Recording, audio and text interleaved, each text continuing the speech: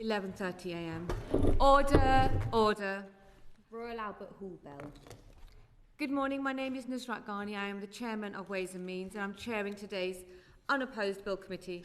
With me on the committee today are Susan Murray, Peter Swallow, Ewan Steinbank and Claire Young. We're here to consider the Royal Albert Hall bill, which was deposited in November 2022 and introduced into the House of Lords in January 2023. The bill was considered and amended by an unopposed bill committee on May 2024, was further amended at the third reading and completed its stages in the House in January 2025. The bill received its second reading in the House of Commons in July 2025 and as no petitions were received against the bill in the House of Commons, the next stage of proceedings in today's unopposed bill committee. The promoter of the bill, the Corporation of the Hall of Arts and Sciences, the Royal Albert Hall, is represented here by David Mundy of Broadfield Law UK LLP, the parliamentary agent for the promoter. He is accompanied by two witnesses who are now asked to introduce themselves for the record. Ian, if you go first. Good morning, Madam Chairman. My name is Ian McCulloch. I'm a trustee of the Royal Albert Hall and its immediate past president, and I'm here as one of the witnesses for the bill today. Thank you. James? Hello, I'm James Ainscough. I'm Chief Executive of the Royal Albert Hall.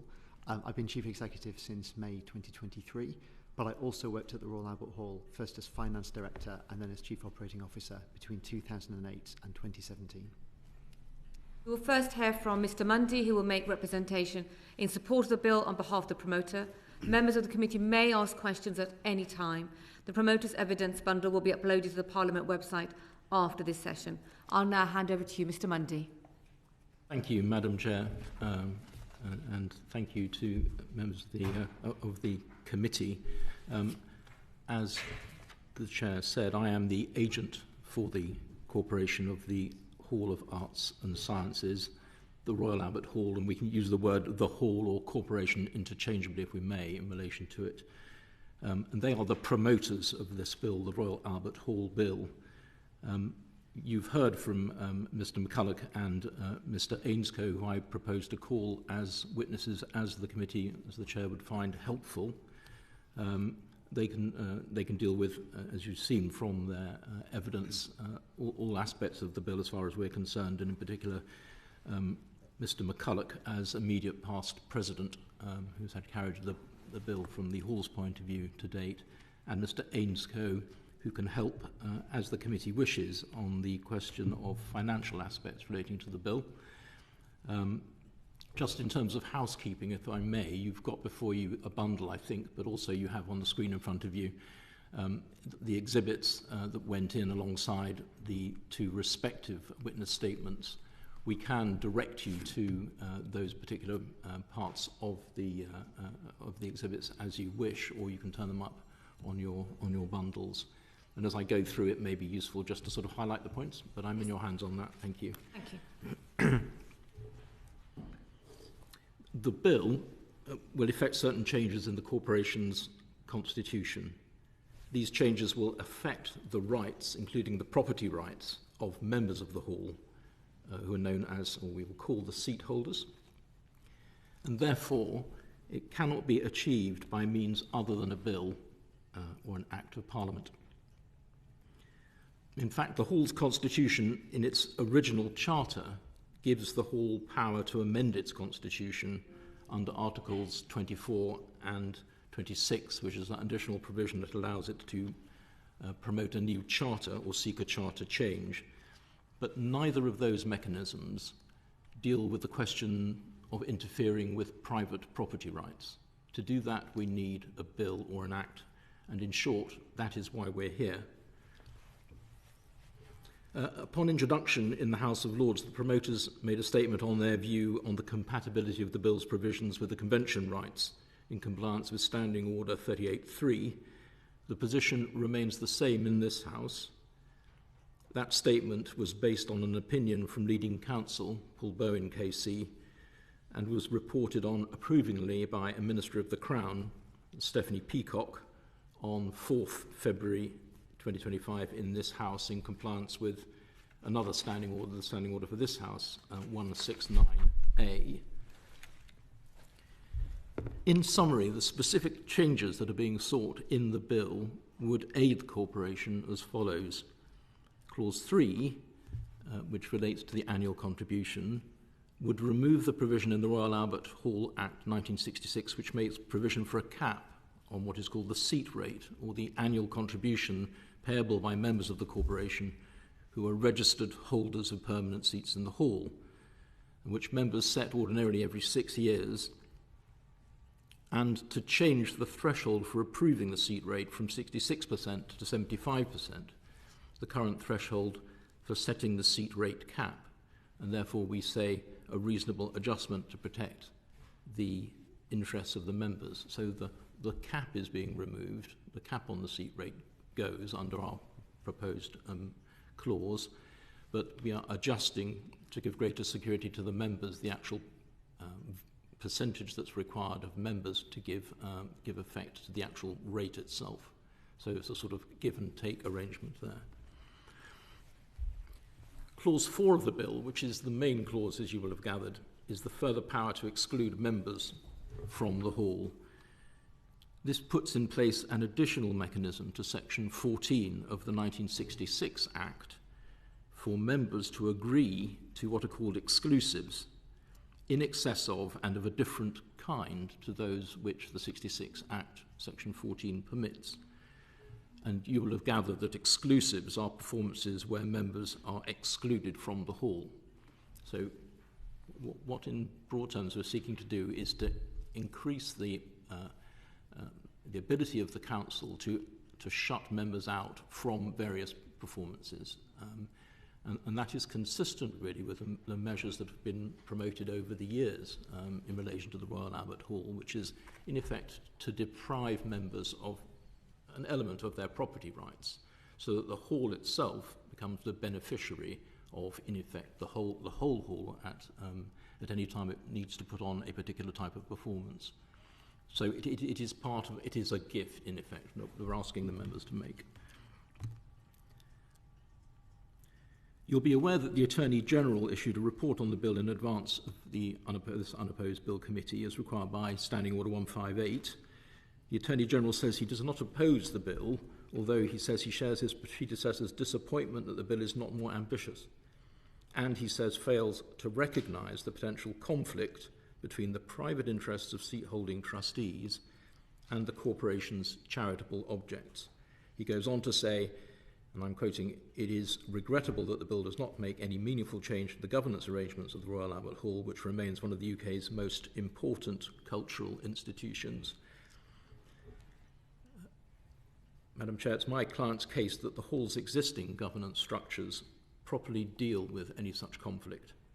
Moreover, with great respect, we say that the bill is not, and indeed cannot be, the vehicle for amending the Hall's governance structures. This is because provision for such changes is made in the Hall's original charter, as I've mentioned. Articles. Mr. Mundy, could you maybe elaborate on how it deals with the conflict? I'm sorry. You said you feel that the present provisions deal with the potential conflict. Can you maybe elaborate on how it deals with those potential conflicts?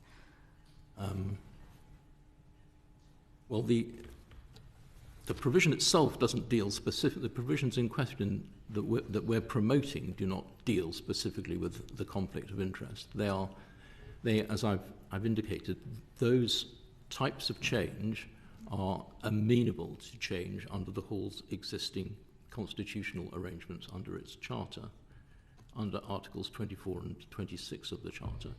What the bill is proposing to do is simply to, in effect, extend the gift-making abilities of the members of the Hall to the corporation in its charitable interests. Mm-hmm. So in that sense, the bill does not deal directly with the conflict of interest point. Not the bill, but presently, you said that there isn't a potential conflict in the way that the system is at the moment. And I just wondered if you could explain what's in place at the moment to deal with any potential conflicts of interest.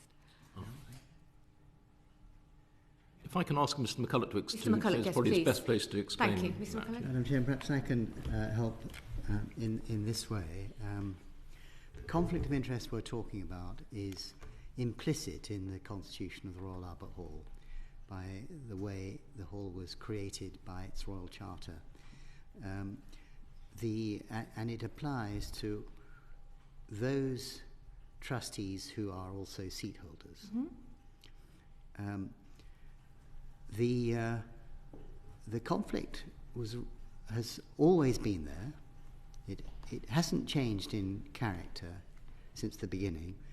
Some of our critics have seemed to think that things changed in 1967 when the Royal Albert Hall registered as a charity, but that's not the case, because the purposes for which we are established haven't changed, and so the constitutional arrangement is unchanged. Now, it was perhaps, in terms of how we deal with it, historically, let me say that originally all the trustees were seat holders, but then in the 1920s, 5 appointed trustees came into existence through a supplementary charter. So they are non-seat holders and are non-conflicted. They became trustees, and so ever since then, there has been internal oversight of all the activities of the trustees by 5 non-conflicted trustees. And those trustees, of course, can, as it were, blow the whistle on anything which they regard as improper in terms of the inherent conflict of interest at any time. Then, moving forward, in recognition of the conflict, which the Hall has always openly acknowledged and realises it must address properly, when one becomes a trustee, one receives an induction from the Secretary to the Corporation about everything to do with the Hall's governance, not least about the conflict of interest. So one is made very aware from the very start that one has to, as a trustee, one has to behave very correctly as a trustee and not allow any private interest one may have interfere with one's role as a trustee. And then some years ago, the Hall introduced a formal conflicts of interest policy, which described, defined and set out this conflict among others that may arise and how they should be dealt with.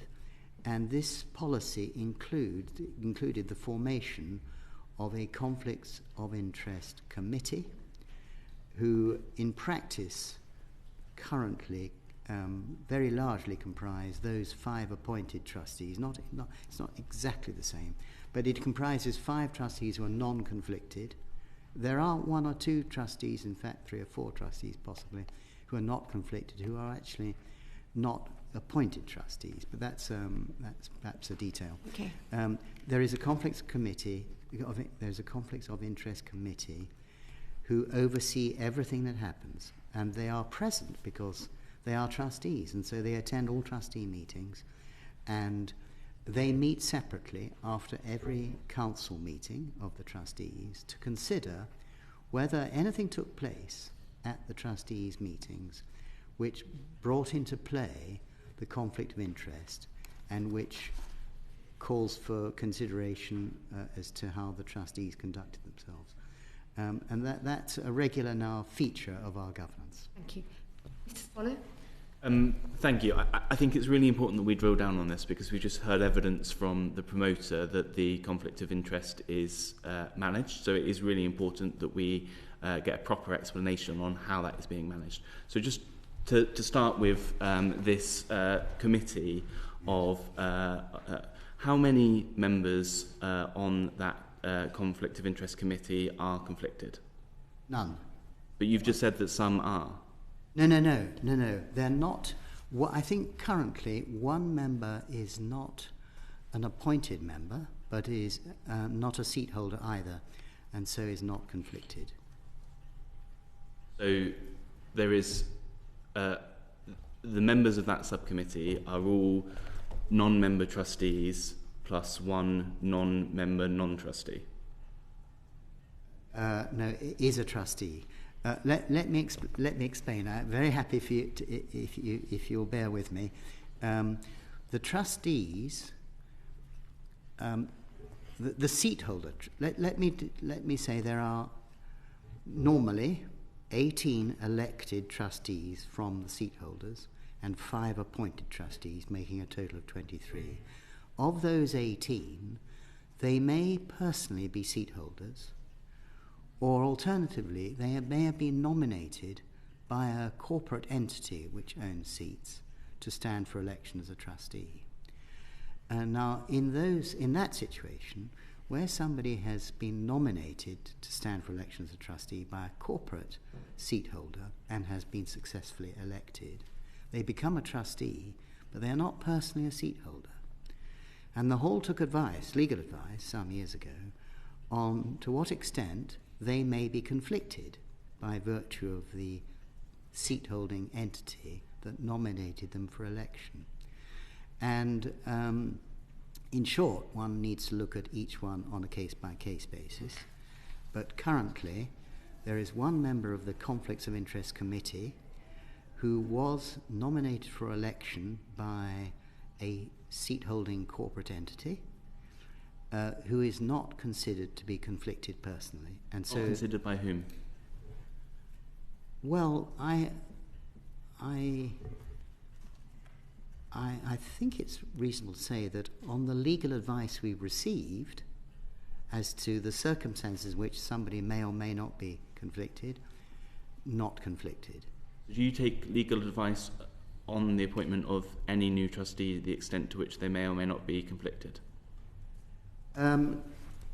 I don't think the need for it has arisen yet, because this legal advice was given only a few years ago, and if you're saying that there are a range of degrees of conflict within various trustees, and that's not always necessarily apparent, if it's not made clear to the subcommittee the extent to which individual trustees are conflicted, how can they properly assess after the meeting whether a decision taken which may or may not have been supported by a particular trustee could indeed potentially be a conflict?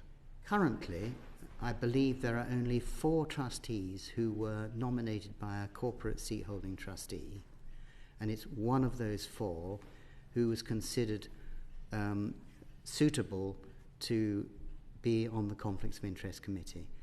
And that person is, of course, one of 5 people and doesn't chair the committee either. That's the current situation, which we regard as an entirely reasonable and sound and robust way for the Conflicts of Interest Committee to be comprised and operate. So it's worth just stressing at this point that I think, as they say, reasonable people will disagree reasonably. Yes. Would you accept that the Charity Commission continues to have concerns about the management of conflict of interest in the Hall?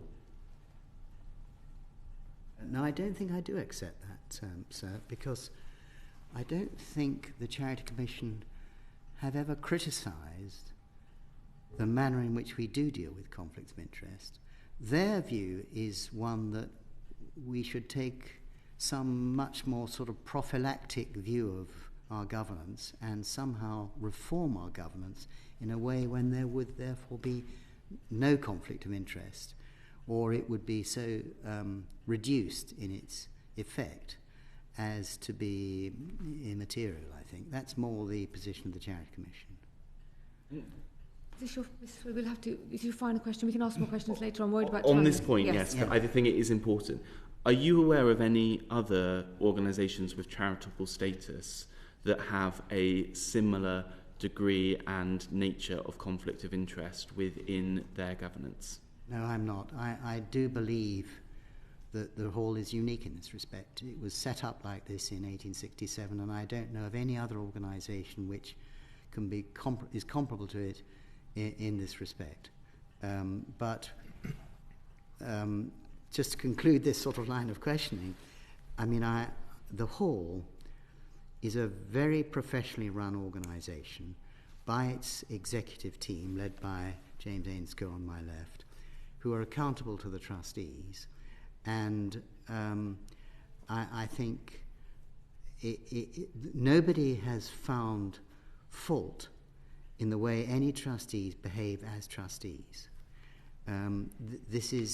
There's been a lot of innuendo about it, and there's been a negative perception about it, and this all relates to a rather separate subject of the right of trustees to sell tickets as they please. But the question is, that's a private right which they exercise privately. The question at the heart of all...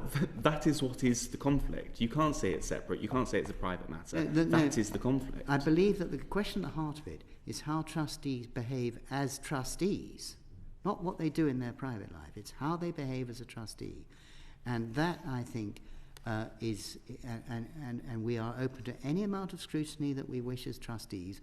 We have the Conflicts Committee to do so, who see for themselves how we all act as trustee and how we make decisions. And that nobody has found fault with any trustee's conduct which is subject to this sort of regime of control and supervision. Mr. Ainscough, if you want to come in? Just to add one additional fact as well. I think it's worth making clear that the Conflicts Committee is attended by myself and by the Secretary to the Corporation. So we're not voting members of the committee, but we are in attendance at all discussions. How does that help the argument or the questions that Mr. Swallow is asking? Well, it simply means there are two additional voices around the table who have no conflict of interest. Thank you. Mr. Mundy, please continue. Oh, Claire, forgive me, Miss Young. Just as a follow-up, Chair, to that question.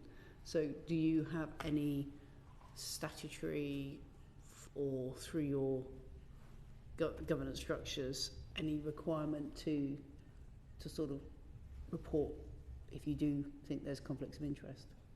So do you have, for example, a professional requirement as somebody working for charity to report it, or anything like that would? Because if it's just a voice, it doesn't really add anything, does it? I agree. I mean, senior staff like myself, and also, in fact, all the trustees are bound by the Charity Commission's Code of Conduct. And so we all have a duty to whistleblow. The hall has a whistleblowing policy. And anything that I don't think is being dealt with satisfactorily at that committee or at council, I have routes through which I can raise them. Thank you. We also have, I perhaps should have added in my earlier explanation, a code of conduct for all the trustees, which is all part of the induction process when one becomes a trustee, which expressly refers to the issue of conflicts of interest and how we must always act with integrity. And, of course, if a trustee ultimately just disregards all this and fails to act with integrity and acts in some way improperly or something, I mean, the reality is that their position as a trustee becomes untenable, because they'll, the president will feel probably obliged, if it's appropriate to do or serious, to report it to the Charity Commission, and the Charity Commission will raise questions. It will raise issues for the reputation of the hall, and none of us want to go there or cause any such difficulty for the hall at all. I really wanted to close down this line of questioning, but now even more interested in what you've just said. Mr. McCulloch, how often are the trustees rotated? How often do they reserve their place on the board? Is it every 4 years, every 6 years, every 8 years?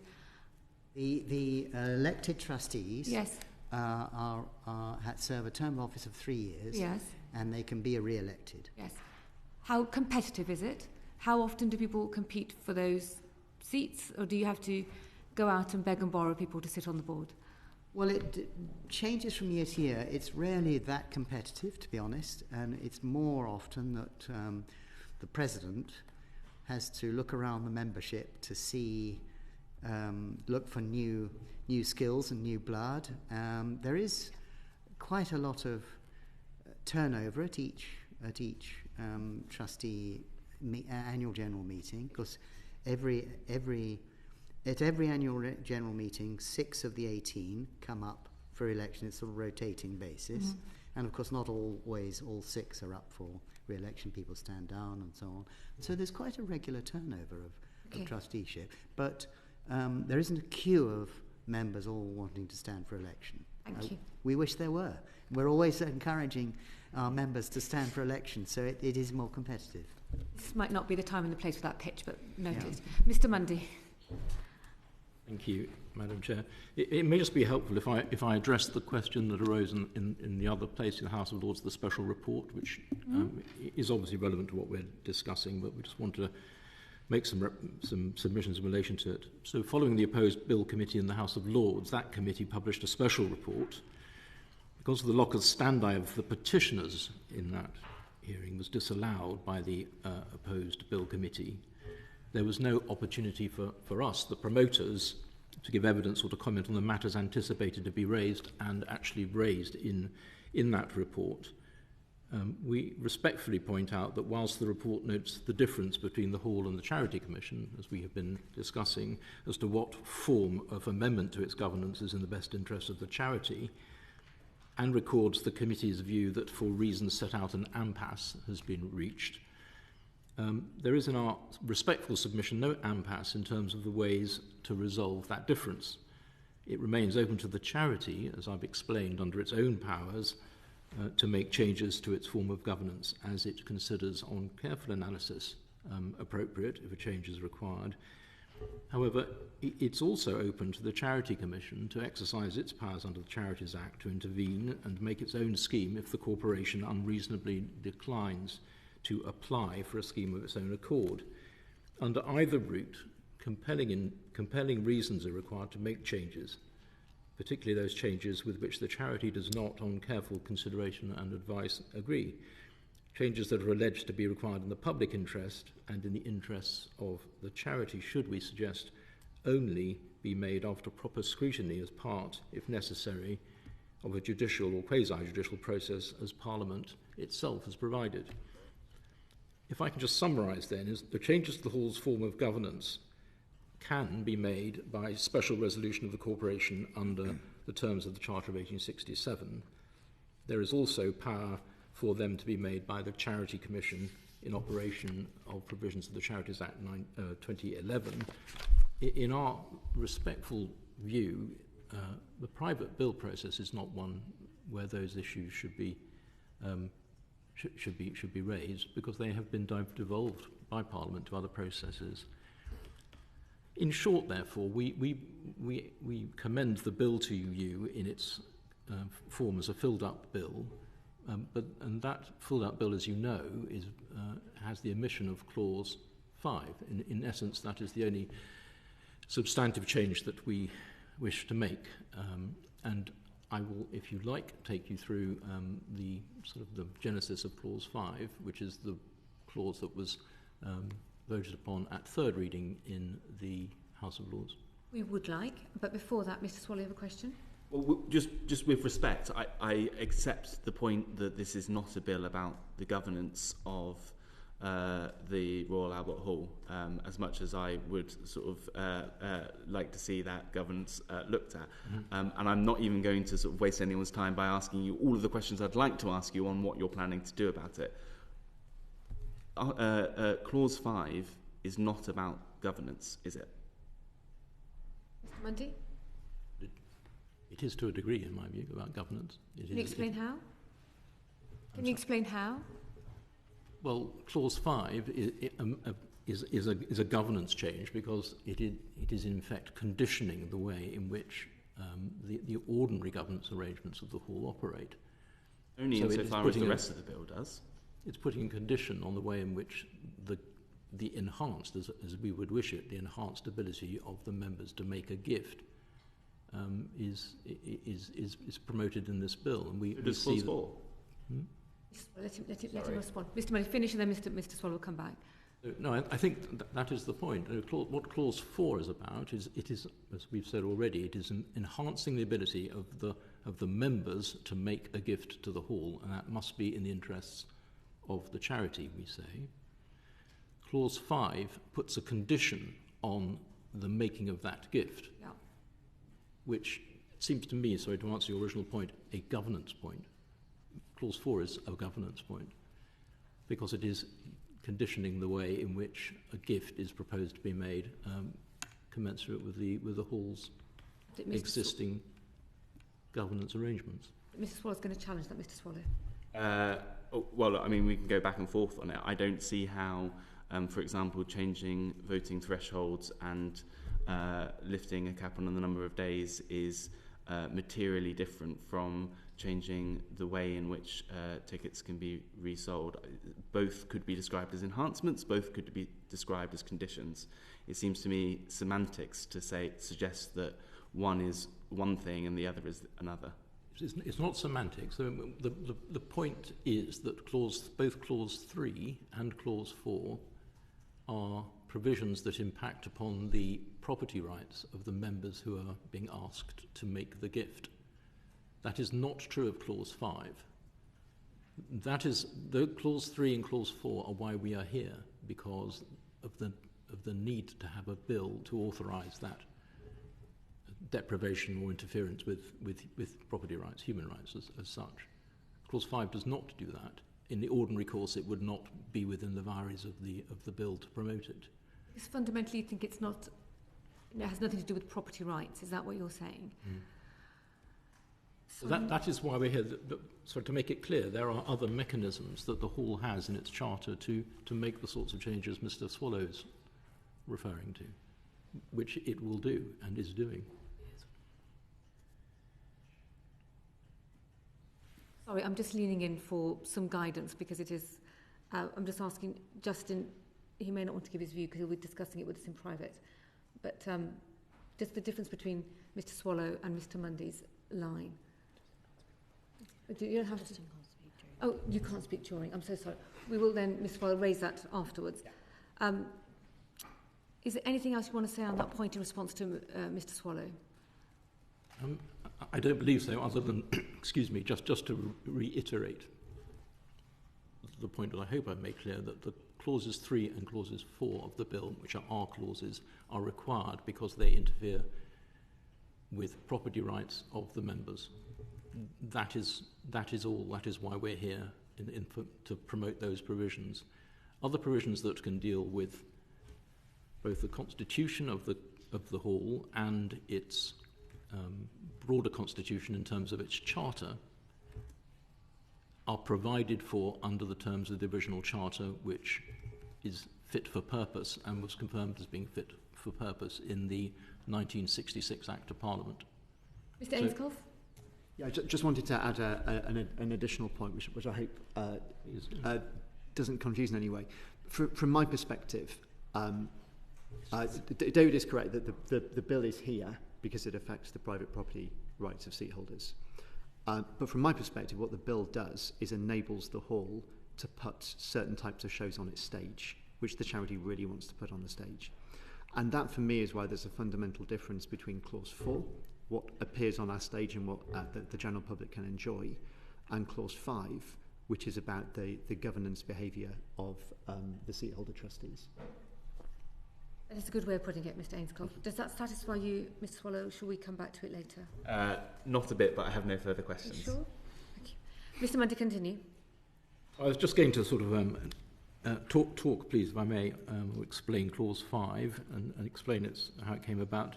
So at the third reading stage of the bill in the House of Lords on 29th January 2025, Lord Hodgson of Astley Abbott, supported by Lord Bassam, Baroness Barker and the late Lord Etherton, successfully moved an amendment to add a new clause to the bill. That's now Clause 5.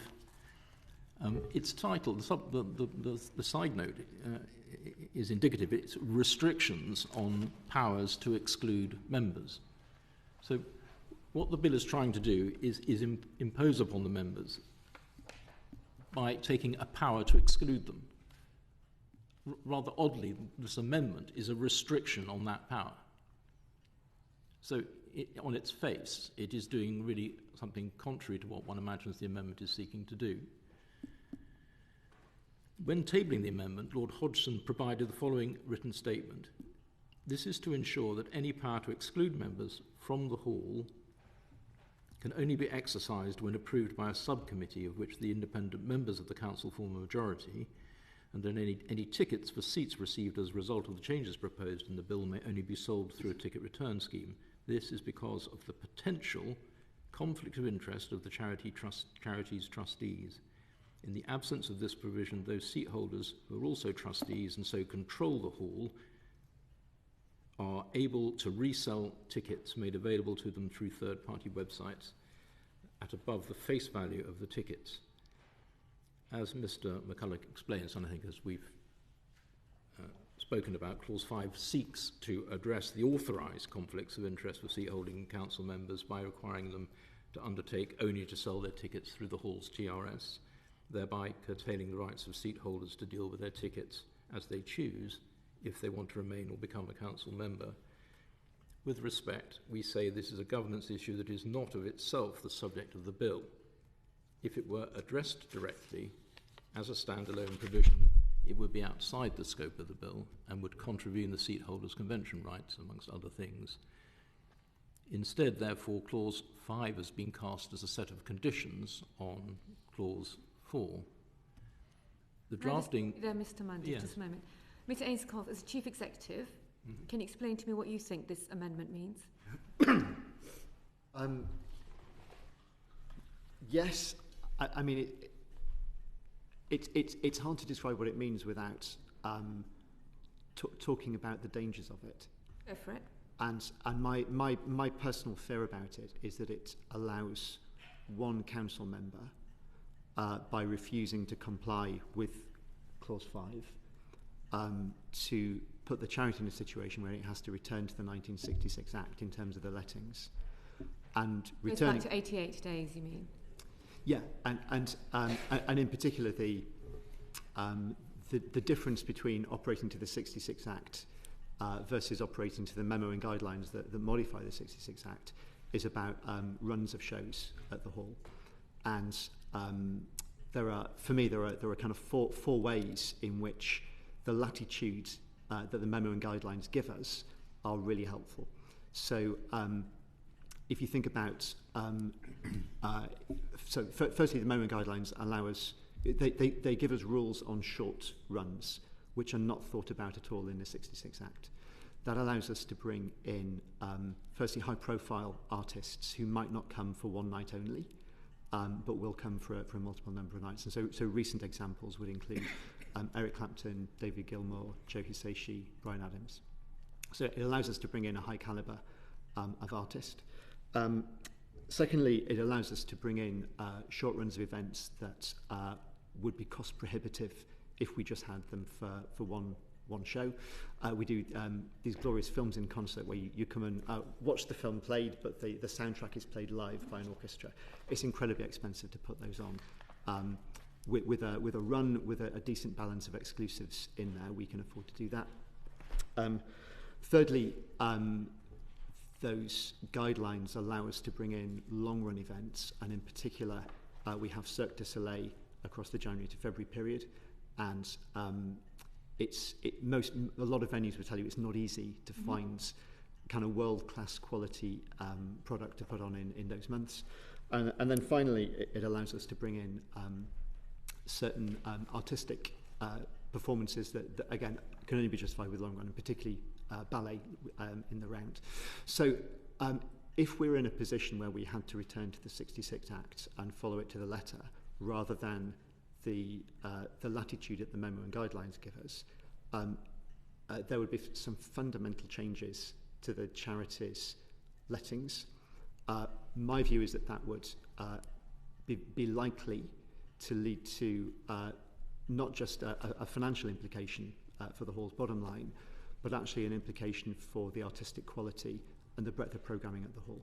And so my fear about Clause 5... amendment, about the House of Lords amendment? Yes, so my fear about the amendment is that it allows any single council member, by refusing to do what the amendment requires, to force the charity back to the 66 Act in terms of its lettings, and that won't be good for anybody. Mr. Swallow. So, my understanding is that is on the basis of the specific wording of this amendment in particular, an undertaking has been given by all members who are trustees. What I didn't hear in what you were setting out there was an objection to the principle of the amendment, which I would put it to you is that trustees who hold seats and want to sell those seats should only do so through reselling through the Royal Albert Hall. Your objection, can I just be clear, is your objection to the wording of this bill or to the principle it was seeking to achieve? Well, I think the starting point is my objection is to what's in front of me, which is the wording of the bill. I think as Chief Executive, I would like all seat holders, and that includes all council members, to use the ticket return scheme rather than sell their tickets elsewhere for a number of reasons. In essence, it is advantageous to the charity for seat holders' tickets to be sold through the box office. But their rights are enshrined in law, and their rights have existed since 1867. 1860, yes. Yeah. And so I don't think it's the position of the Chief Executive on appointment to rail against something that's been running for over 150 years. My job is to make it work as well as I can. And that's why my focus is on the wording of this bill and the danger that it poses to allow any individual around the council table to effectively take us back to a position we really don't want to go to. Just to really tease this out, you say, and correct me if I put words into your mouth, that you would like to see all trustees sell their tickets through the Royal Albert Hall. Do you accept that the undertaking, which is presented to us as a sort of a counter offer by the proposer, is very far from ensuring that is the position? Well, I think to be clear, so my position is I would like to see maximum use of the ticket return scheme, but the ticket return scheme operates on a voluntary basis, and I'm not arguing that should change. Yeah. Okay, that's fair enough. But I'm asking specifically: do you accept that the undertaking certainly doesn't materially change that? I agree that it doesn't necessarily change behaviour. But I also think it is a big step forward. And yeah, there have been many comments around not just the nature of the governance of the hall, but the opaque nature of it. So in other words, what's visible and what's invisible. And I think the undertaking that's being proposed is a big step forward in terms of what becomes visible. And what's visible can be reported on, it can be commented on, and that may or may not change behaviour. And a final question, if I may, and perhaps this is to anyone to answer. You say that the current situation is based on the seat holders' legal rights and therefore could only be changed by changing the law. That is, of course, what we're discussing potentially doing today. So if the undertaking, and I know we will want to talk about it more, going forward, if the undertaking was accepted and it turned out that it did not in fact have the desired effect, and even with clarity, or should it be the case that that clarity was avoided through various means? This is what I've been told, that your question is getting widely out of scope. I promise it is very, very very relevant. If the undertaking did not in fact lead to a change, do you accept that it would require a further bill to go further, and therefore we would sort of miss this opportunity in order to rectify the situation? I hope that's in scope. Yes, so go for it, Mr. Ainscough. I think I'll let Ian answer the substance of the point, but just to be clear, there's a difference between me saying I'd love as many tickets as possible to come back through the hall's ticket return scheme versus me saying, which I'm not saying, is that there are behaviours around the council table that need to be changed. No, and I'm not suggesting you're saying that. Just to be clear, I would not put those words into your mouth. I appreciate that. I just want to kind of to give clarity. Ian, I'll let you deal with this. Mr. McCulloch.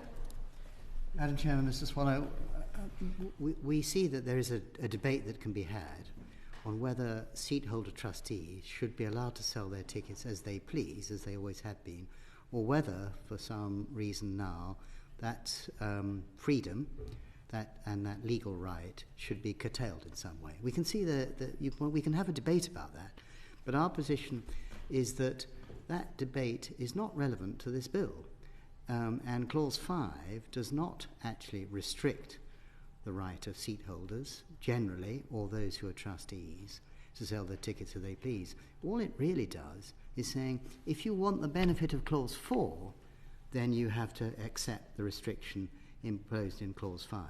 Now, Clause 4, we would say, is plainly for the benefit of the charity.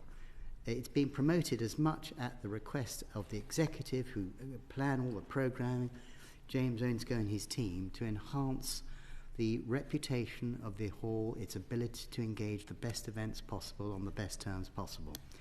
Why would one want to restrain the effectiveness of Clause 4? Why would one want to put obstacles in its way for the hall to benefit? That's what Clause 5 does. It basically creates an obstacle to the hall benefiting. It doesn't require any trustee to behave in any particular way at all. It just says that if they don't, then the hall will suffer. Well, we don't want the hall to suffer.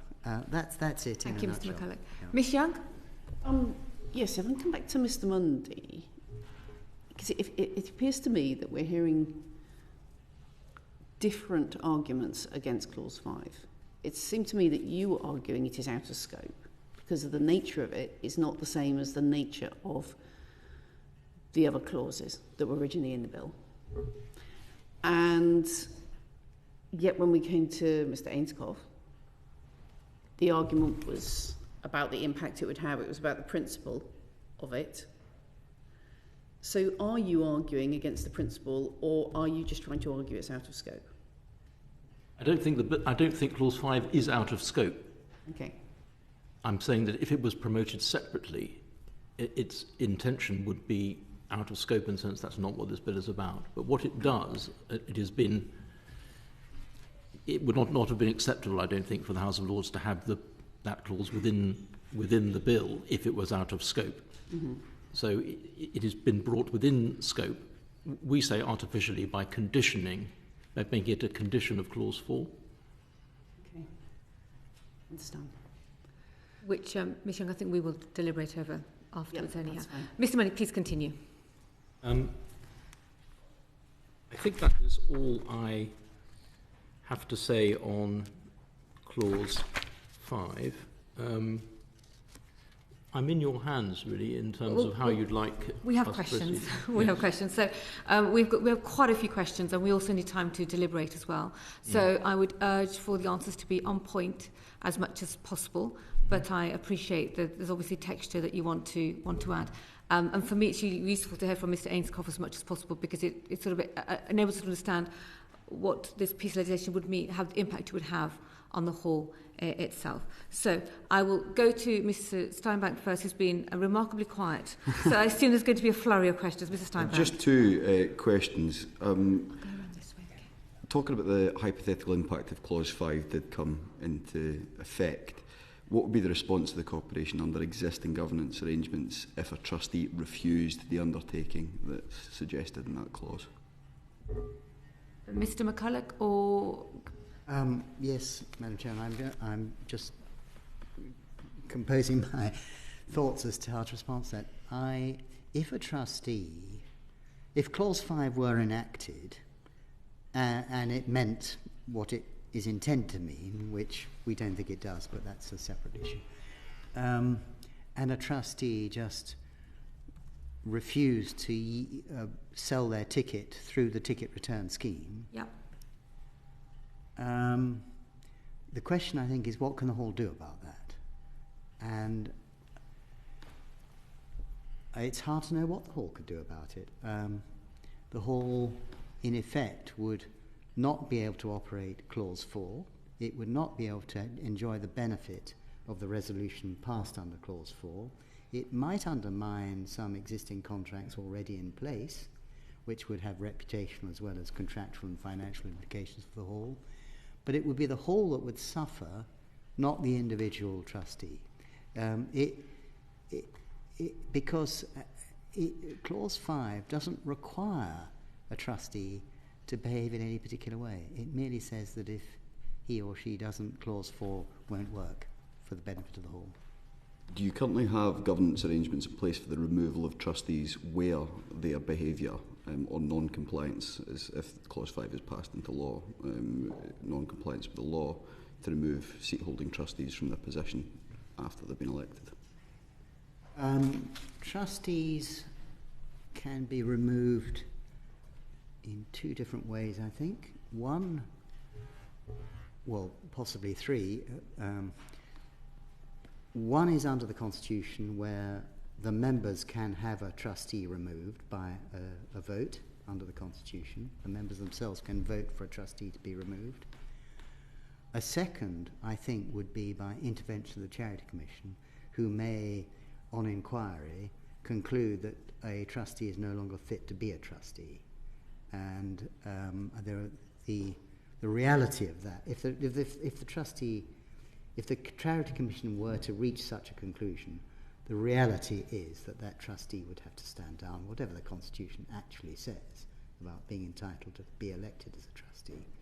But I think the third one in practice is that, as we all know in other walks of life sometimes a person's position becomes untenable because of the way they behaved and the way they just wouldn't in reality be able to stay in office against the prevailing mood.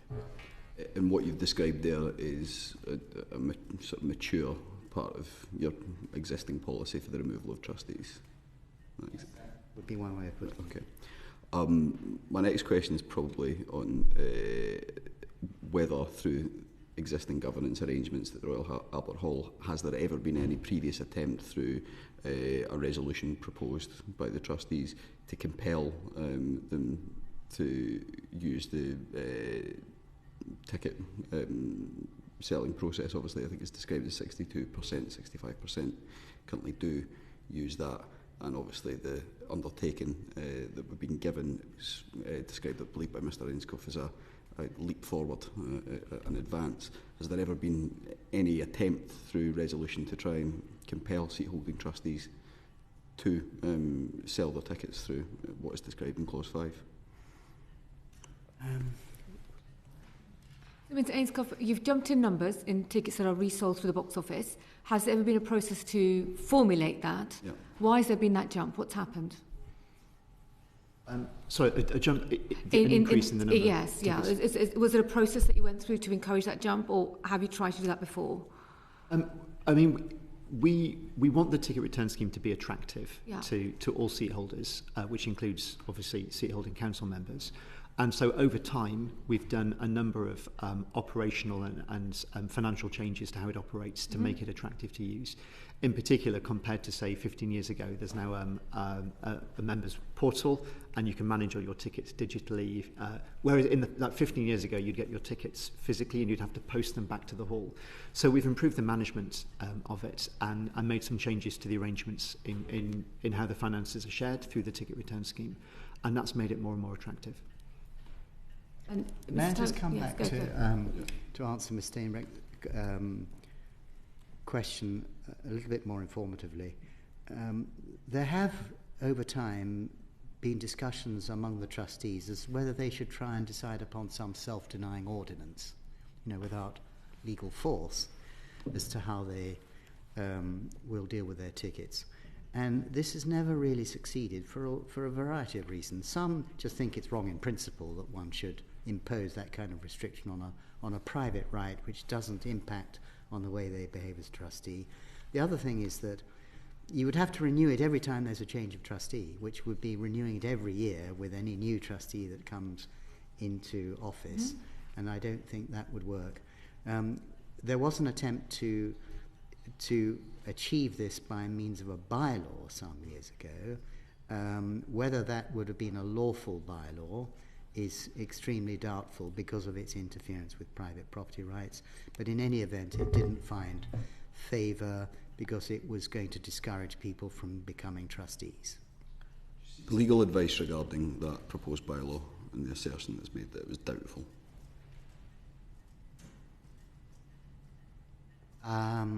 This was before I became a trustee, I think, so I'm not aware of any specific legal advice on that question, but it looks to me likely that such a bylaw would have been a sort of ultra vires because it interfered with private property rights, which does require primary legislation and is not therefore achievable via bylaw. That looks the situation to There's me. a bit more detail on the assertion. And which of course goes back to the whole reason why we're now promoting a bill to affect private property rights, because there doesn't seem to be any other proper way of doing so. Thank you. That's all my questions. Thanks, Chair. Thank you so much. Mr. Swallow. Thank you. Mr. McCulloch, I just want to pick up on, and I appreciate it's revisiting it, but I think it's really important. You just said, I think for the second time, that trustee members' private right doesn't impact on the way that they operate as trustees. Of course, they are taking decisions as trustees on the number of events at which they're entitled to sell their tickets and on the contribution they make to the Royal Albert Hall's maintenance. This bill strengthens those decision-making powers. So I really want to press you to understand in what way both profiting off either more or less the decisions they take as trustees can sit alongside them serving as trustees, and you feel comfortable to say that there is no impact on the way that they operate as trustees. What evidence do you have that there is no impact? I'm not suggesting, by the way, that it's inappropriate. Sure. It is, I'm suggesting, a conflict of interest. Yes. Conflict of interests happen, and they are managed, and it's important that they're reported on. Yes. I think my concern is, from what you're suggesting, I'm not convinced that you are in recognition of the significance of the conflict. But please, sorry, let me give you a chance to assuage my concerns. Well, I'll try, and it may be that I'm not the best person, or alone the best person to explain all this, because this is all, quite complicated. But let me try and answer in this way by drawing a distinction between theory and practice, because we completely accept that there is a conflict of interest. It's implicit in the Constitution, as we've said. And so it needs to be recognised and it needs to be managed effectively. That goes without question. Now, the question is how would a trustee behave in a way which advanced his or her own personal interests ahead of the interests of the charity, which we agree must remain paramount? That's the question. I think the example that one usually turns to in this situation is the programming, because ultimately the trustees are responsible for everything. That includes the programming, the shows that are put on, and so the trustees could direct that the shows that are put on at the Royal Albert Hall are directed, if not skewed, to their private financial gain, rather than for some more wider public benefit purpose. Now, that's the theory. So, can that happen in practice? And we say that just simply does not happen in practice. What happens in practice is that trustees do set a broad programming policy, which is all about putting on the highest quality shows to the widest audiences possible, across the widest spectrum of artistic genre, which is realistic for a venue like ours.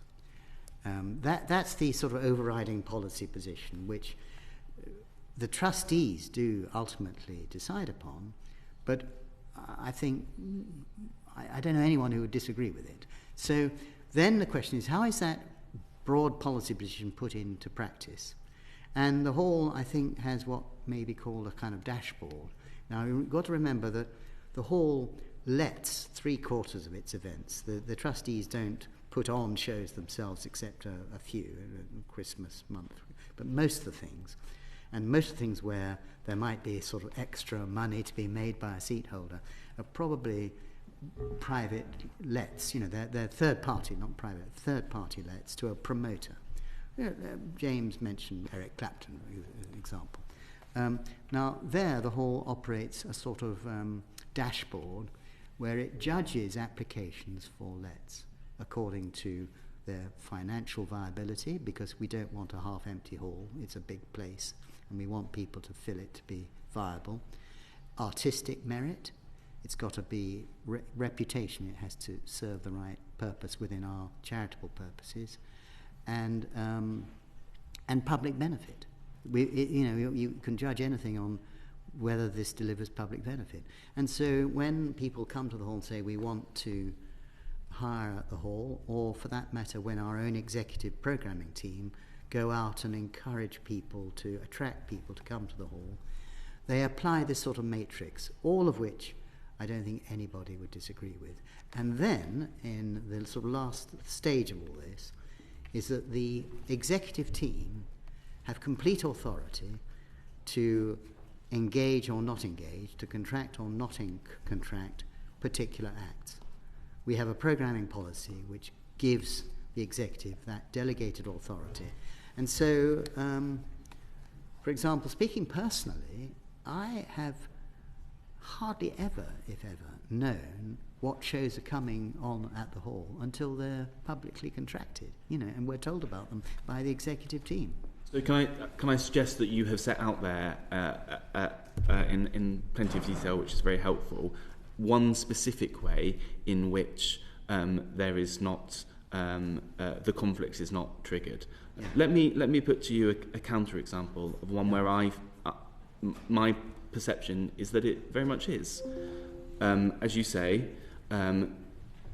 trustees have a private right to sell their seats, and they can choose to do so either through reselling it through the Royal Albert Hall or privately.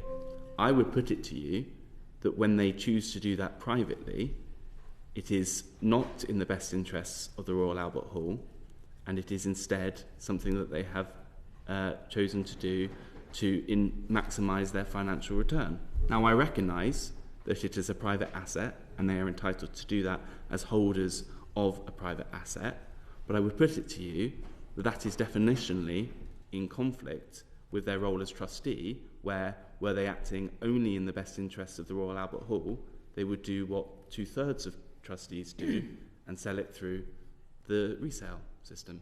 Well, I with respect, I don't necessarily agree with that, because when a member sells privately, the member is not taking anything from the hall. It is not doing anything at the expense of the hall. It is simply exercising a private right. Sorry. If I could just reiterate that last point. When a member sells a ticket privately, it is not doing so at the expense of the hall, of the charity. It is simply exercising a private right. And so I think it is important to draw the distinction between whether the members are somehow gaining something from the hall at the hall's expense, or just benefiting in parallel with the hall. It just coincidentally that they are... So in other words, what's good for the hall can also be good for the member. And we would say there's nothing wrong with what's good for the hall can also be good for the member. That, I think, is an important distinction to be made. Mr Swallow has 3 further questions. I'll ask Mr Swallow to keep the questions in scope. Yes, Thank and you. they are very specific to do with the undertaking, which you Yes. presented as a counter-proposal to Clause 5. You're not proposing to put it on the face of the bill as an amendment. Why is that? Mr Mundy or Mr Ainscough? Well, I think the point is that it is not something that is amenable to be a legislative measure. It is designed to be, if you like, a restraint or a recognition of what has been of concern, but it is not appropriate to put it into the bill, and that also is relevant to the whole question that we've spoken about before as to whether it is within scope of the bill as, in effect, something that's not an interference with private rights. Mr Swallow. Your undertaking doesn't include family members, whereas Clause 5 does. What would stop anyone following your undertaking transferring they hold 12 seats, transferring 11 of those to a spouse, to a relative, and continuing to earn income from those seats without having to declare them? Mr Mundy. Well, I think that the undertaking does deal with that, and Ian, would you just like to sort of draw attention to the provision in the undertaking that picks that up? I.e., it's in the definition, I think, of the... Well, I understand the question, because I don't see how a trustee can undertake to do anything which is beyond his or her control to do. So how can we give an undertaking to give information which is simply not made available to us by a relative who chooses not to provide that information? That's, I think, the essential issue here. The purpose of the undertaking is to give transparent information about that trustee. And more so than we would say is perhaps comparable in some other situations in public life where people hold public office in terms of the extent of the disclosure. That is intended to be a genuine offer of transparency, so we are subject to that level of scrutiny by making that information available. But to take that to giving information about, which is private information about other people who may be relatives, they may be close relatives, they may be fairly distant relatives, I think is just not something we can commit to doing. It's not within our ability to give such an undertaking properly. So, Mr. Mundy suggested that this undertaking would prevent a trustee member from transferring their seats to, for example, a very close relative, a spouse. And you're suggesting that it wouldn't. So, which of you is correct? No, I didn't mean to suggest that a trustee can't transfer their seat holding to somebody else. That will always be the case, and is not special to trustees. It's bound to be the case the trustee can move around their seat holding. But we're talking about currently about 14 individuals, only some of whom will have relatives who also own seats. And the idea that one should have primary legislation in some kind of tax avoidance way to prevent them doing something which they may actually have a perfectly good reason to do anyway just seems to me excessive and inappropriate, where this is the context of charity governance and regulation and conduct. And under charity governance is not riddled with sort of penalties and enforcement of that kind. It's much more to do with decent policy and expectation of trustees conducting themselves properly and with integrity in accordance with agreed policy. And that's what we're trying to achieve here. Mr. Swallow? Final question. If Clause 5 stands, amended to make it more workable, but the principle of Clause 5 stands as part of the bill, would you choose to withdraw the bill? That's a matter on which I would just need to take instructions. But obviously it is something that is that the Hall would have to think about very carefully. That is, if I may say, a very big if, because we don't ourselves see how Clause 5 can be made workable within the scope of the bill. It is, in my written evidence, I've tried to set out our reasons why, for both technically and in drafting terms as well as on merit. It just doesn't work. In other words, it's not fit for the purpose, the proponent's purpose of the clause, we say. So it's a very big if with which, Mr. Swallow, you prefaced your question. But if in some other form of Clause 5 were to be included in the bill, not the current Clause 5, whatever that might be, well, it would go back to the trustees, and the trustees would have to consider the bill and whether they wish to proceed with it or not, with that included. It is also on page 15. We may need to come to that in the deliberation point. Mr. Ainscough, do you have anything to further strengthen Mr. McCulloch's argument? So I was only going to make one clarification point on your previous comment around seat holders transferring seats so that they don't have to declare the income under the undertaking.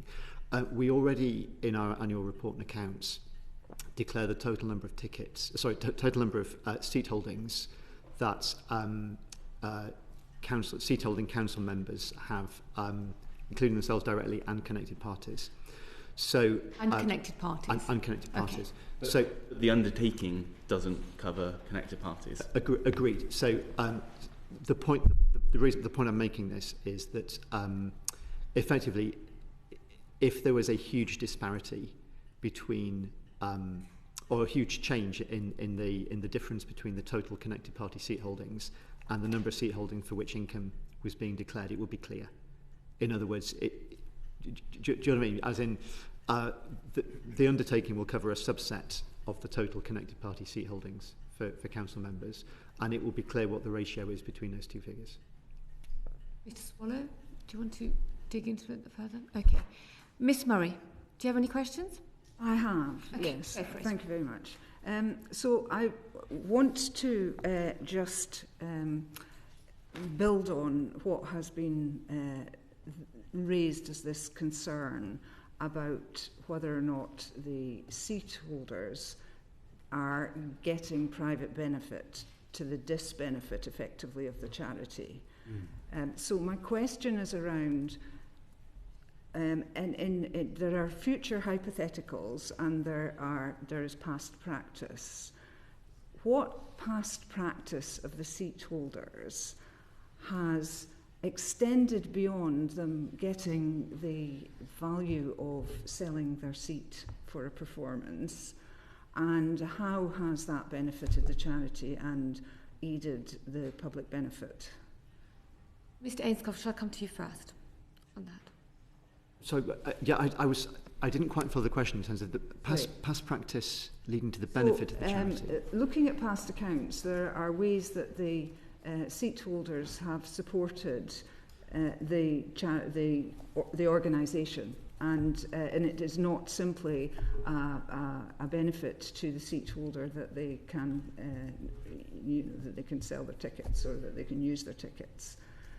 Yeah, correct. So in my witness statement, I kind of try and quantify how the charity benefits by having seat holders. Yes. And to be clear, I'm talking about seat holders in total, not just seat holding council members, but the full 1,268 seats.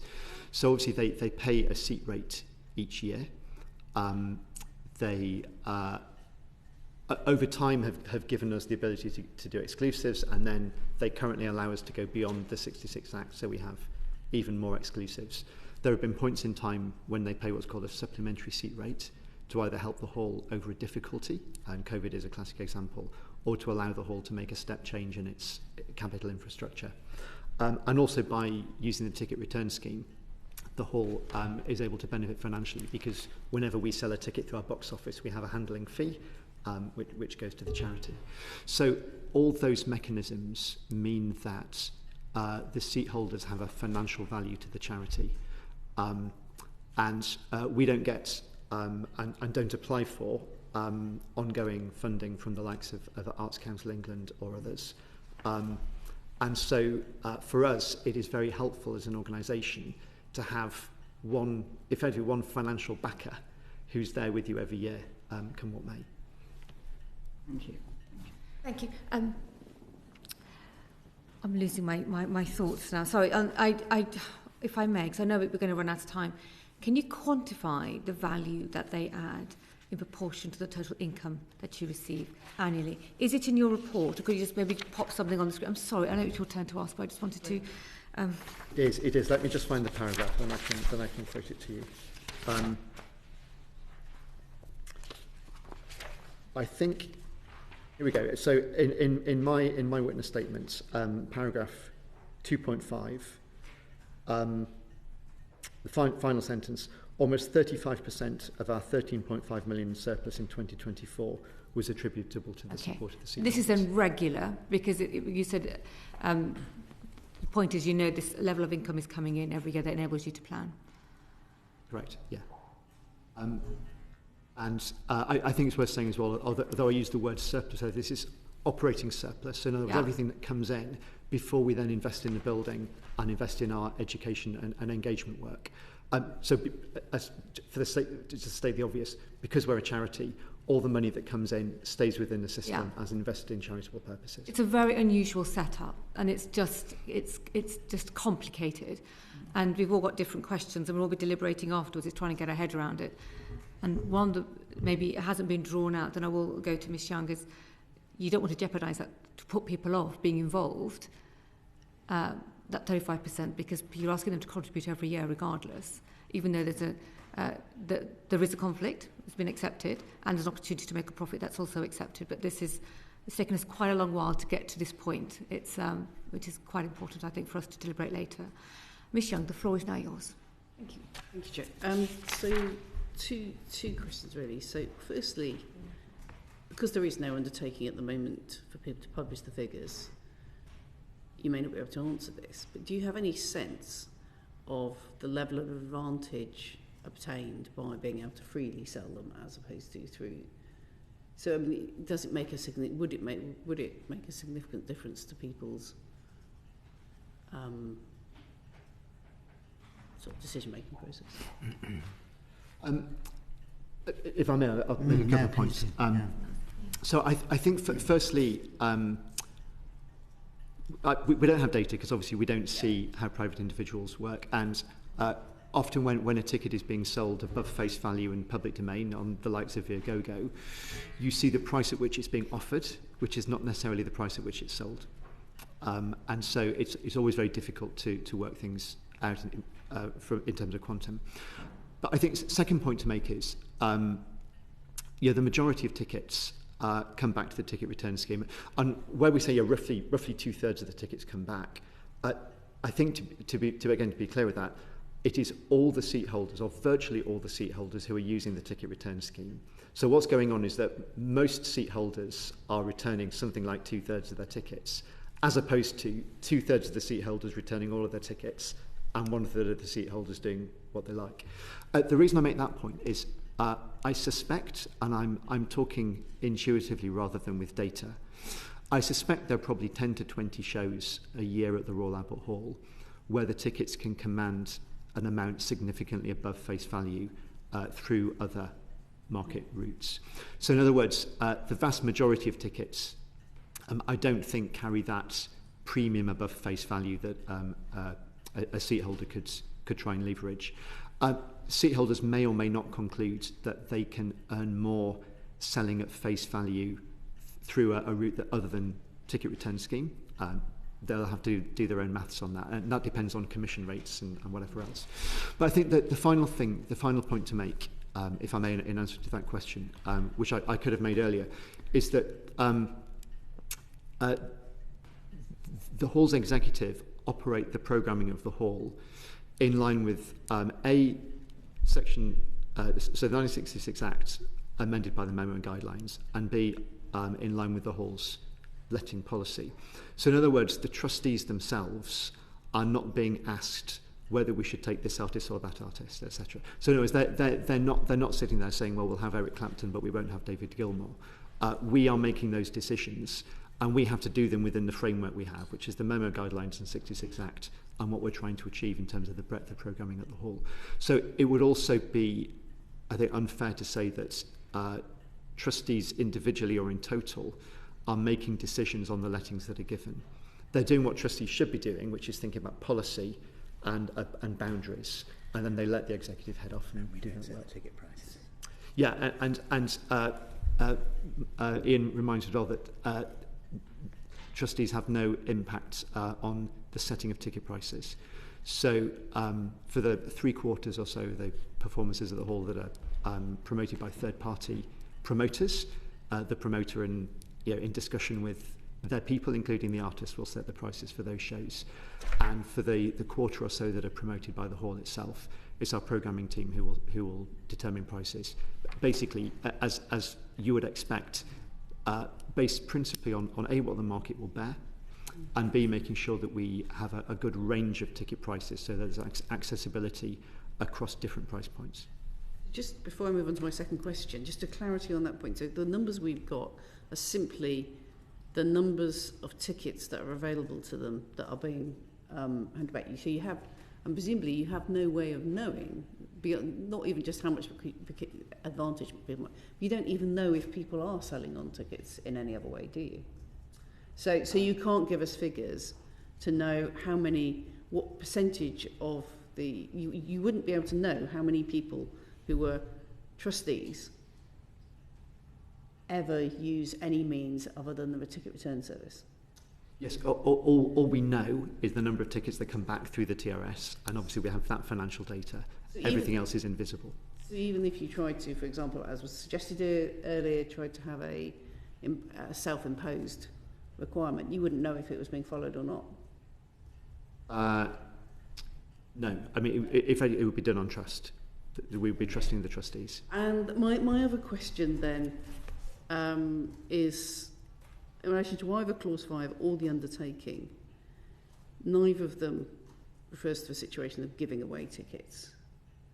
You could give away your ticket, and under Clause 5, if you gave away your ticket to somebody, if you gave it away to a charity, for example, to raffle off or something like that, or you gave it to a friend who's not covered by the connected party, and at that point you have no way of knowing if somebody derives from some benefit in some indirect way from having given away. So and that would apply to your undertaking as well, yes?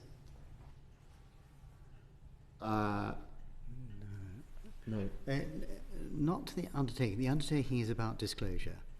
But it is true that any seat holder may deal with their tickets as they please, and so they may give them away, they may share them with their family, they may sell them to friends at any price they choose, as they could, as it were, on the open market. That's the difference. But no... that whatever ticket that a member has, it has no designated price attached to it. Legally, it has, because it is just the member's ticket. It's not been set by the promoter because it's not the promoter's ticket. So the member is free to do with it like the ticket at any price. But we do occasionally talk about, well, what's the equivalent of the promoter's ticket price? You know, there must be some equivalence, which there is. But in that situation, of course, it's not as if the member has any control at all as to what the equivalent ticket price is. I mean, I've, as a trustee, and this is the case for all trustees, have never had any influence over the price of a ticket being sold by a promoter. Mr. Ainscough, on your presentation here, we're on 2.5. It's actually 2.92 and 2.93. Do you remember that bit of the evidence? 2.92. 2.92 and 2.93. Okay. I just wanted for all of us just to, because there's so much paperwork in this file, just to make sure that we're clear of that as well, because the commitments that the seat holders had and the contributions that they've made. 4.5.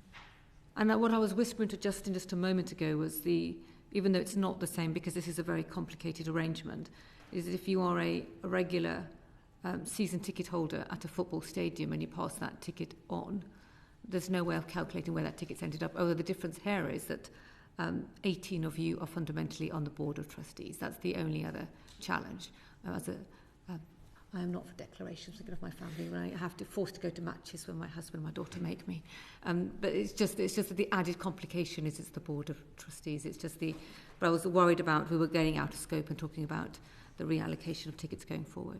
I think Mr. Swallow has some further questions. Is that true or not? I don't. Oh my goodness. Okay.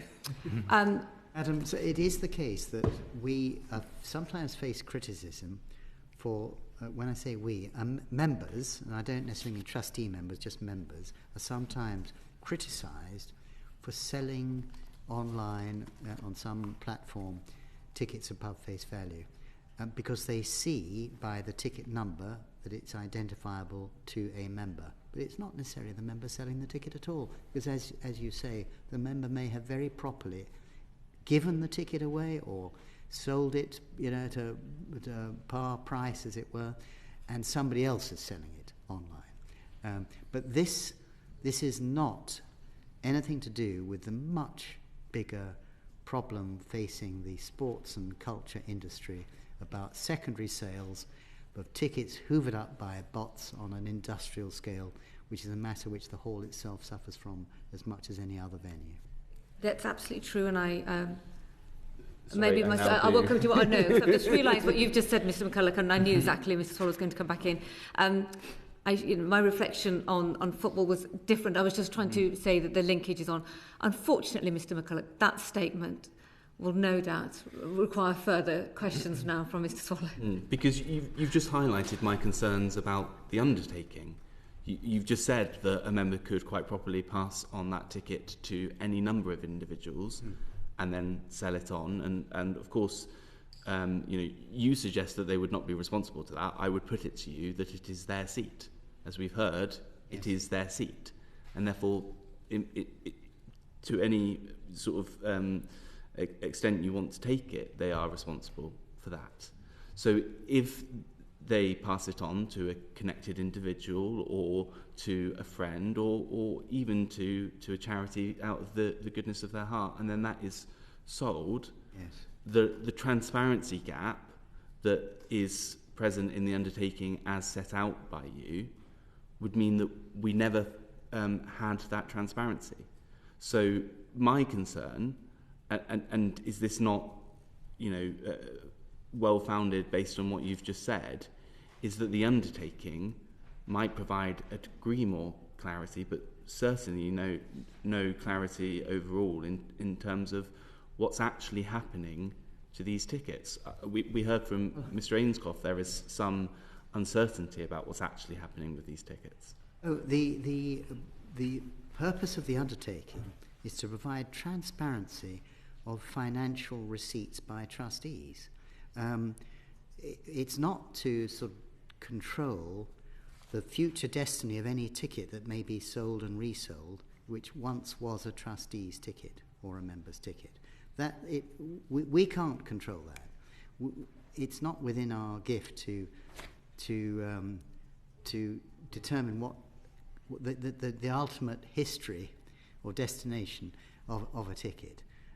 If it is freely sold, if it's free to be sold by each recipient of it. And so a ticket can indeed change hands. But that takes us way beyond the purview of what we, the trustees, can properly do and seek to control. All we're trying to do is saying, as far as we are concerned as trustees, we'll give you absolutely full disclosure as to what our ticket income is. But judge us by that. See how much we're receiving. See and take a view on the propriety and integrity of the way we're behaving. But just to really dive down the point, if we take your undertaking and I am a seat holder, I own 4 seats, and I pass them on to my husband, who then resells them for whatever amount of money under your undertaking, because I did not sell them, and I can't control what happens when I pass it on to somebody else, I do not have to declare that income. Correct. And we think that's a sound point at which to draw the line for disclosure and non-disclosure, because there will be all sorts of situations where once it's no longer your ticket, you're not in a position to disclose what income somebody else received from it, from whom you might benefit indirectly, but you might not. Miss Murray. Thank you. And it has already been stated that this running of this organisation is really very complex, and there are a number of different factors coming in.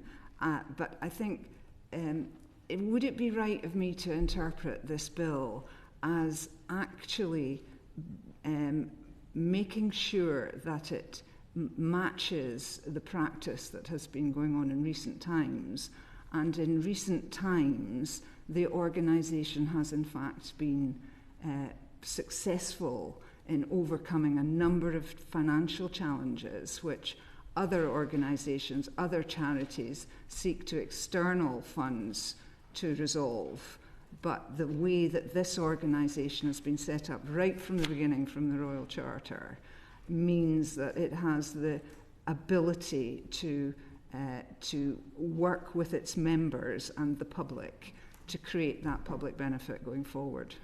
Quickly, Mr. McCulloch, or I think, whoever. ma'am, I think that is absolutely correct, and I would just add, because I wouldn't wish this to be overlooked, is that this practice has now been going on for some 15 years or so, when it was found that the operation of the 66 Act was outmoded, and the Hall could benefit much more if the members would agree to do more in a different way. It has been doing so for the last 15 years, and the bill really is just seeking to validate what has been doing and what it wishes to continue doing, because if it continues without this validation, it faces a serious risk of the whole process being found wanting legally. And as I've said in my evidence, there is in fact a current legal challenge by 3 members who are questioning the validity of our current process. We are resisting that, as we must, of course, but this bill would resolve this matter for the future and cease to have left at risk the loss of this very substantial benefit, annual benefit, which the members voluntarily give to the Hall. Just a final question, and hopefully this won't open up a can of worms. The Council is limited to excluding the members for around 82 days. However, since the Council has gone beyond that limit and currently members are excluded for 110 days, how many days do they have remaining? As in, I think this is like a quick... I assumed it was a smaller number than 82. How many days do they have access to? no, I mean, we have usually around about 390 performances at the Hall. So we're averaging more than one a day. We like to keep ourselves busy. Somewhere around 140 of those are performances where they are excluded. So very roughly, they get about 2/3 of the total number of performances. And it's easy to talk about performances rather than days, because sometimes you have a day with 2 shows on it and sometimes a day with 1. So if you think about 2/3 are ordinary lets, roughly, and 1/3 are exclusive lets, roughly. And I think it's worth saying, just in case, because it might be a very reasonable question that would come to mind, that percentage has been relatively static for a number of decades, actually. So if you go back to 1966, when the Act was in place, I think it was either 64 or 65% ordinaries to exclusives. What's happened over time is that the show count has increased from something like 260 or 270 back then to something more like 380 or 390 now. And I think that would be another kind of macro example of how the members support the charity and the charity is able to do more, and the charity wins and the seat holders win at the same time. And that, I think, was the intention of the original Victorian Charter. And the job of both the executive and the trustees is to govern the Hall in the spirit of that. Thank you. Thank you. If the committee has no further questions, I will ask the parties to leave the room while we deliberate in private. Order, order.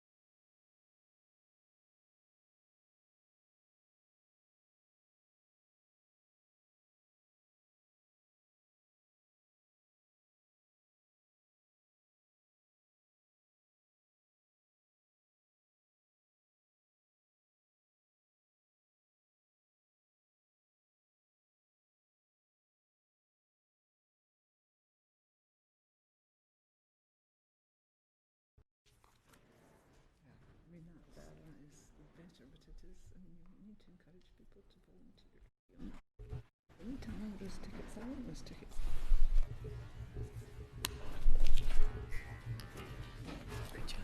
Ticket. Correct those. We're interfering with.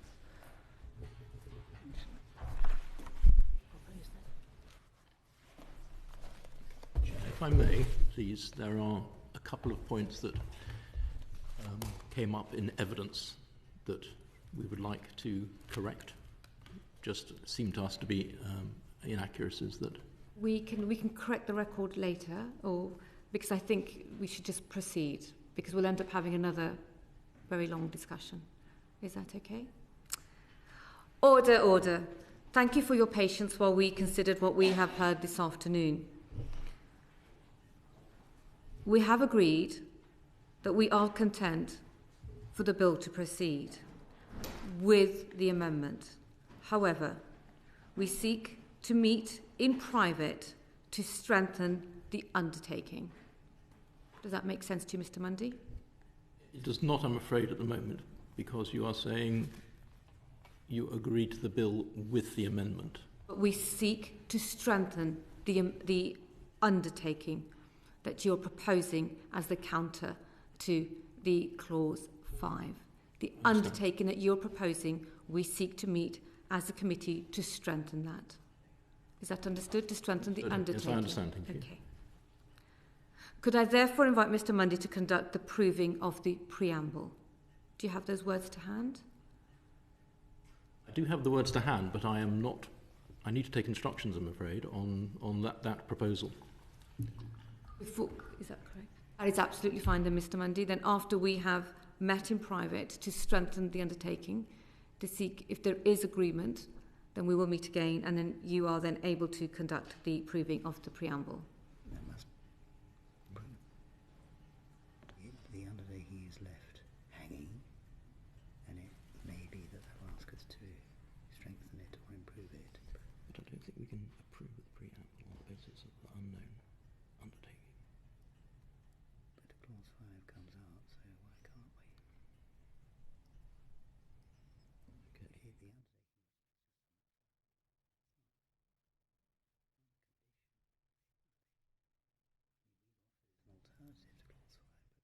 Mr. Mundy, Mr. McCulloch, we can suspend again to give you a moment to deliberate, give you 5 minutes to have the conversation that you're having. That would be useful, thank you very much. Thank you. Yep. So we will, for a moment, we will just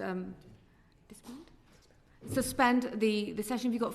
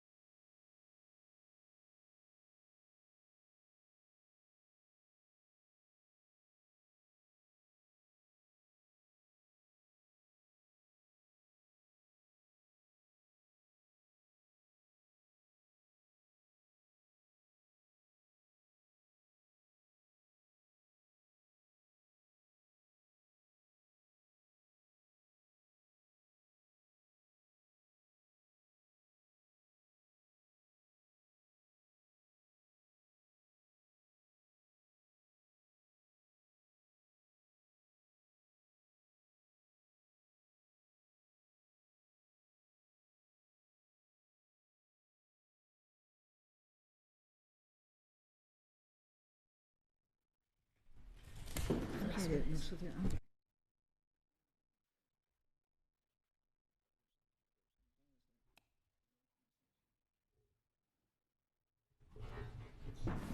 Order, order.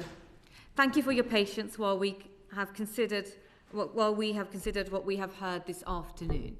Mr. McCulloch, I believe you want to put some very short things on the record just to make sure your evidence is absolutely accurate. Exactly, if I may Please keep it short, but proceed, Mr. McCulloch. Chairman, because I am under oath. Of course. I'm conscious of that.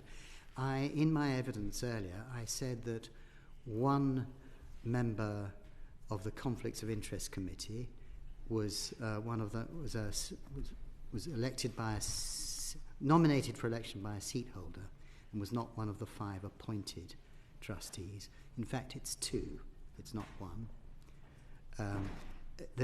Again, in the same category, they are considered not, based on the legal advice we received, not to be conflicted because they gain no personal benefit from the seat holding belonging to the organisation that nominated them for the election. But I just wanted to correct the fact that it's 2, not 1, on the Conflicts Committee. I think I also said that of the 5 appointed trustees, none is a seat holder. Now, in that situation, that is correct for those 5 individuals personally, but in the case of 2 of the organisations that nominate them to be a trustee, they are seat holders. So there's the Royal Commission for 1861, who do own seats, and the other is the Royal College of Music, that do own seats, but the trustees who they nominated do not benefit personally from the seat hold belonging to their organisation. So I just wanted to correct the fact that of those 5 appointed trustees, the bodies that appoint them do own seats in the Royal Albert Hall, for the record. There is one small thing I said, and that is that I hardly ever know when an event is being staged before it's been contracted. I rarely know that as a trustee, but there have been some occasions when I've known what's coming up before it's been contracted. But I don't think anything material turns on it. Thank you. Mr. McCulloch, is that everything? That's it. Thank you. I will now proceed. We have agreed that we are content for the bill to proceed with the amendments. However, we wish to seek to meet in private to strengthen the undertaking. So the bill will proceed subject to the meetings taking place and the undertaking potentially being strengthened. Is that understood by you, Mr. Mundy, Mr. McCulloch, Mr. Ainscough? Yes, thank you. I therefore invite Mr. Mundy to conduct the proving of the preamble if he wishes to do so. You could get to ask Mr. McCulloch to prove the preamble then. Are you Ian Hammond McCulloch? I am. Are you a council member and immediate past president of the Corporation of the Hall of Arts and Sciences, otherwise known as the Royal Albert Hall? Yes, I am. Do you hold responsibility for the promotion of the bill on behalf of the Corporation of the Hall of Arts and Sciences, who are promoting the bill? Yes, I do. Have you read the preamble to the bill? I have. Is it true? It is true. Thank you very much. Thank you. We have now concluded our business for today, but we will be meeting again with the promoters with the view to strengthen the undertaking. Is that understood? Thank you. Yes, it is, ma'am. Order, order.